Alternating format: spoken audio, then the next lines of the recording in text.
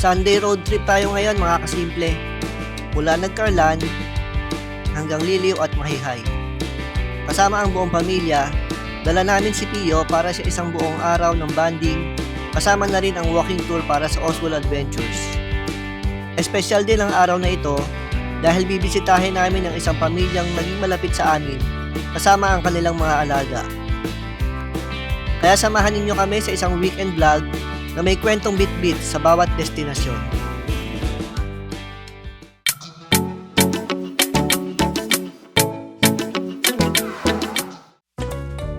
"6:30 ng umaga na magsimula kaming bumiyahe.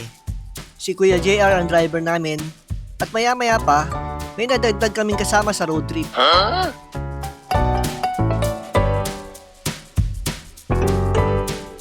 Tuloy-tuloy ang biyahe namin papuntang Nagcarlan. Tamang-tama lang na maaga kami, kaya magaan pa ang biyahe. At unti-unti na rin nag-iiba ang paligid habang papalayo kami sa Kabuyaw. Habang palapit na kami sa Nagcarlan, mas nagiging probinsya na ang tanawin. Ilang sandali pa ay narating na namin ang bayan. Hanggang dito sa simbahan. As usual, hindi mawawala ang aming baon, kaya kumain muna kami habang inaantay ang susunod na misa. Antay lang natin matapos tong misa. Ang susunod ay 9:30.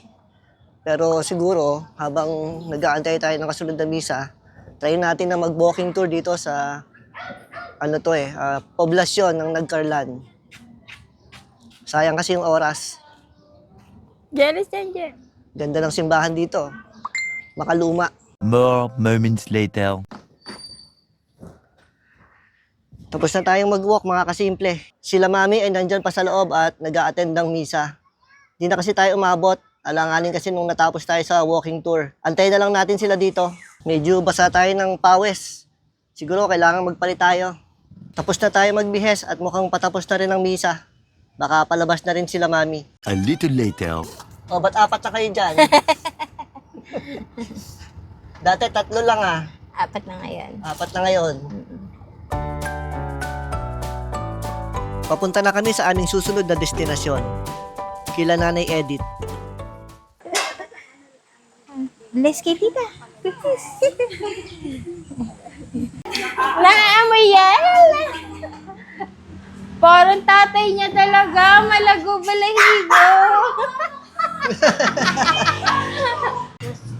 Sila nanay. Na ayos pa eh. Ay, ako na mag-aala. Okay na.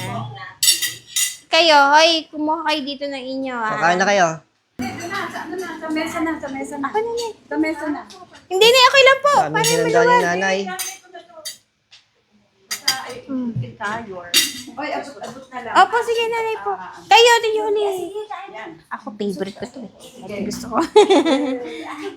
Nako, nanguhihila si anak lo, si Timmy. Anen, ilagay mo dun sa isang tabi. Dito. Gumulo bahay ni nanay, tahimik lang Oo eh. nga eh. O, ayan, nagatubuhan tayo ng sauce pa ng spaghetti. Ayan, sasakay. Si nanay ang kinakalam. Kaya kasi ito kasi binibigyan ko. Ay, kaya nay. Basta Ayaw. minsan lang, Yung ano, nay. mga- Lalo gulay. Pag gulay, okay lang. Si Chloe nga, bell Kasi pepper siya. namimihasa Tsaka lang sinusubukan. carrots eh. Ay, hindi ako nag-ano eh, sarsa. Mami, More kain on tayo. gulay talaga. Salamat po sa isang masarap na tanghalian. Simpleng salo-salo lang, pero ramdam mo yung saya ng muling pagbisita sa kanila pagkatapos ng matagal-tagal na panahon. Pagkatapos namin kumain, hindi na kami masyado nakapag-vlog. Pero siyempre, hindi mawawala ang picture-picture. Masaya kaming nakabisita ulit kila Nanay Edith, lalo na dahil dati pa silang naging parte ng kwento namin dahil kay Chloe. Wala man si Chloe ngayon, pero yung alaala at connection namin sa kanila, dala pa rin namin hanggang sa pagbisitang ito. Kaya kahit simpleng lunch at konting kwentuhan lang, special pa rin itong stop na ito sa Nagcarlan. Maraming salamat po sa maikling oras ng banding. Sigurado naman na masusundan pa ito. Thank you po. Bye-bye po. Sa likod nga pala si Ate Lindo ko nag-giro sa kabila. Kanina ko pa sinasabi kay Kuya, saan kaya sunod na plano ni Daddy mo after ng liliw? Ako maaga pa. Maaga pa nga, kaya marami pa tayong oras para sa araw na ito. Papunta na tayo ng Liliw at kasunod nito ay sa Mahayhay.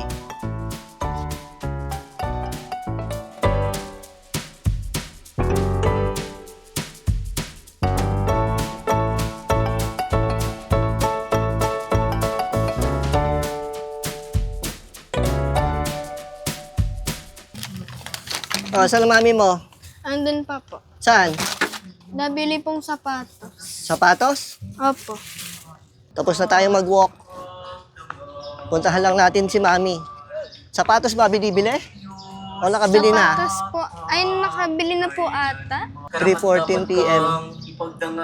Ongoing ang misa ngayon. Puntahan lang natin sila mami, nandito daw.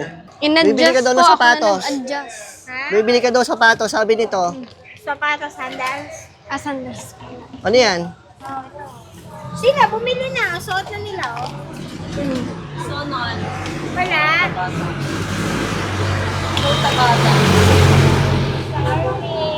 Hindi ka na malilibre sa Jollibee, Daddy. Kasi nag 7-Eleven sila. Sino? Tapos nag-ice cream kami. Asan ang ice cream ko? Ayun, dito, nag-ice cream kami. Asan ang ice cream ko nga? Gusto mo? Ha? Gusto mo? Bibili kita. Ha? Ito, gusto mo? Oh, sige. Nag-ice cream na kami eh. 30? Oo. Ah, dyan. Di, papasok kami na yung dalawang bata sa kotse. Bibili lang ako ice cream ni Daddy. Naway sumingin lahat.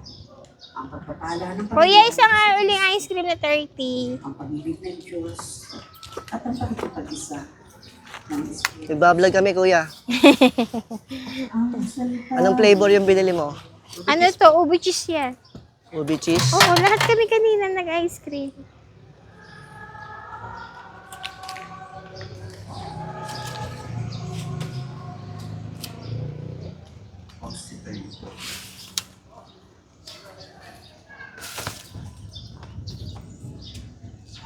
Masarap ba ice cream? Mm.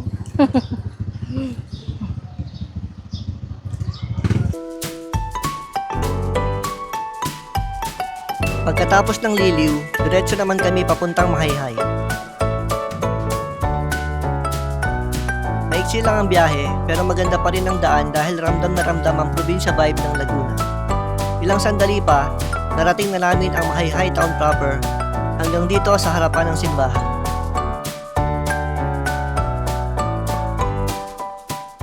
A few moments later. Nandito nga tayo ngayon sa Mahayhay, Laguna, mga kasimple. At nag-walking tour din tayo dito.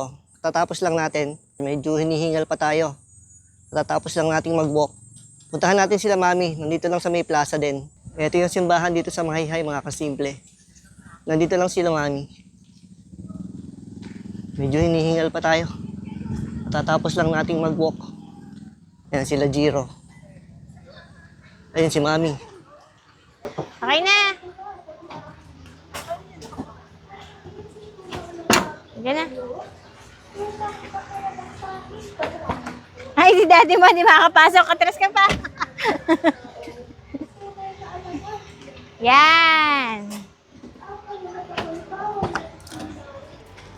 Pagkatapos ng buong araw na biyahe sa Nagcarlan, Liliw at Mahayhay, pauwi na rin kami pabalik ng Kabuyaw. Dumaan muna kami sa drive-thru para may makain sila habang nasa biyahe. Lalo na at mahaba-haba rin ang naging araw namin. Simpleng Sunday road trip lang, pero puno ng family bonding, simba, walking tour, at pagbisita sa mga taong may espesyal na alaala sa amin. Maraming salamat sa pagsama sa amin mga kasimple. Kita-kits ulit sa susunod na vlog, dito sa Our Simple Way of Living.